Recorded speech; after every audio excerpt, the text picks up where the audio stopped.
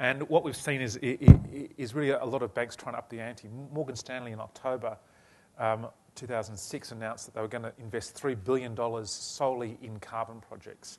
But when they said that, Bank of America said, well, if you can invest 3, we can invest 20. Citigroup said, if you can invest 20, we can invest 50. And as the announcements came, they also got over a longer time frame. So rather than over 3 years, it was over 5 years, over 10 years. And the scope of what was going to be invested in became far broader. So for example, Citigroup is talking about all sort of climate change and green initiatives, whereas Morgan Stanley originally was only talking about purely carbon. This was a project which we worked on in China, and I think there's often a lot of speculation that China and India don't get involved in the carbon market or have any obligations. But the reality is they do have an obligation, but they also have an opportunity to create carbon.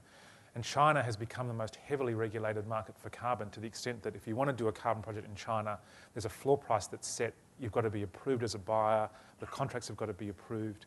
And so the Chinese have taken a very aggressive stance on that, and they also tax the carbon revenue that projects receive.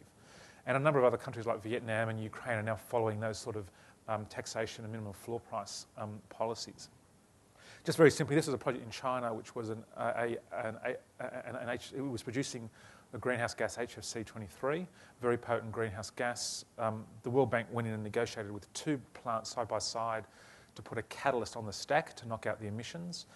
That catalyst went on the stack. It was 120 million tonnes, about $960 million US dollars. They went into the market with an information memorandum to sell the carbon. And they said, they gave a 2-week window, and on Monday morning in 23 minutes raised $1.2 billion to buy the carbon. And this is about a year ago now. And a lot of the buyers of that carbon had already on-sold it into the European markets. People like Deutsche Bank had bought it and resold it. So there's sitting in Australia, we're not really exposed to these sort of transactions, but these have been going on for a few years now.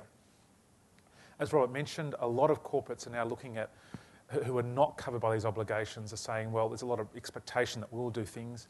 News Corp, global company, use a lot of energy in their printing mills. They have a huge impact around the world in terms of what they do is advertised very heavily in the newsprint. And the result is that the decision by Murdoch to go carbon neutral, which actually Al Gore takes claim for, that he convinced him within a 3-hour meeting in San Francisco to change his mind about climate change. But it's just indicative of a lot of these companies who are around the world now wanting to sort of go carbon neutral and offset, which is just further boosting the market. And I think even in Australia now, there's a lot of companies that are in this space who are providing offsets and doing different things. And it's interesting that in Australia, the voluntary market has actually come pretty quickly, and well before the compliance market. So I think it's just a trend that we're going to see.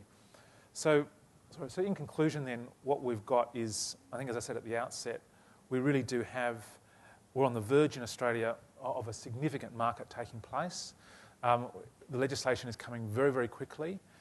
It's not just about emissions trading. I mean, the renewable energy target, if you think about that, we're going from a 2% target to a 20% target by 2020.